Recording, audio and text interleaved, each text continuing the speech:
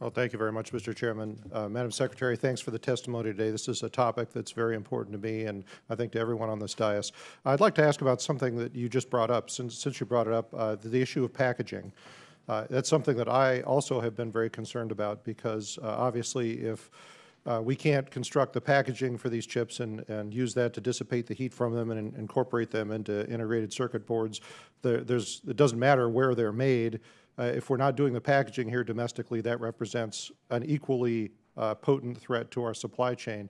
And yet, as you remarked, nearly all of that packaging is currently done overseas. I think all of our U.S. chip manufacturers do their packaging overseas, by and large. I think 81% of the world's packaging is done in Asia. So I think that this is a really potent threat.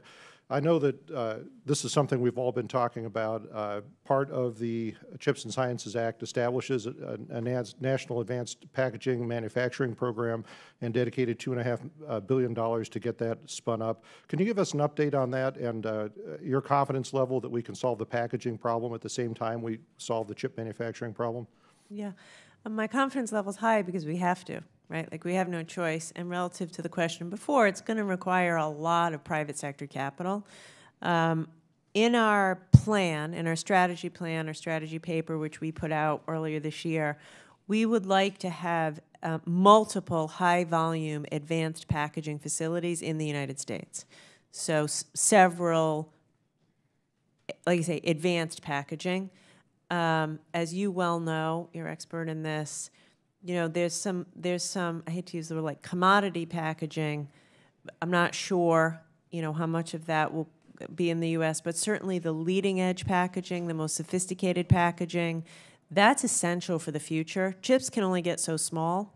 I'm not a scientist, but what I understand is we're coming to the end of Moore's Law and chips can only get so small, which means it's all, the special sauce is in the packaging, and we have to have that in America, period, and I think we will, and we're focused on it. Great. I'm glad to hear that. Talking about what you just brought up again, the fact that we're reaching some of the theoretical limits of our ability to create faster chips using silicon, that highlights the fact that silicon's not the only semiconductor out there, and there's increasing interest in other semiconductors, particularly semiconductors such as indium phosphide, that are optical semiconductors with higher electron velocities than silicon. And those will probably be very useful in applications like quantum computing, which I know is something that we're all very interested in making sure that the U.S. retains a leadership role on. So I was a little alarmed to hear the efforts recently of Huawei in establishing scale production of indium phosphate at locations such as the Wuhan Optics Valley in China.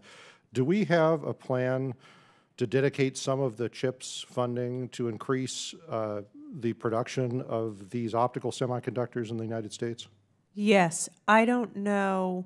I just made a note, and I'll have my team follow up with you. I don't know precisely, which areas, but I can promise you we're very focused on it, whether it's indium phosphate or silicon carbide. We're trying to stimulate the innovation. Like we just had a meeting on it the other day, and we're saying like we got to go to where the puck is going, not where it is now, which is what you're talking about. So yes, I am confident that we are evaluating all those future technologies and incorporating that into the way we're going to invest the incentives. Right. I'm glad to hear it. Let's continue that discussion. Thanks for being here today. I yield back. Thank you.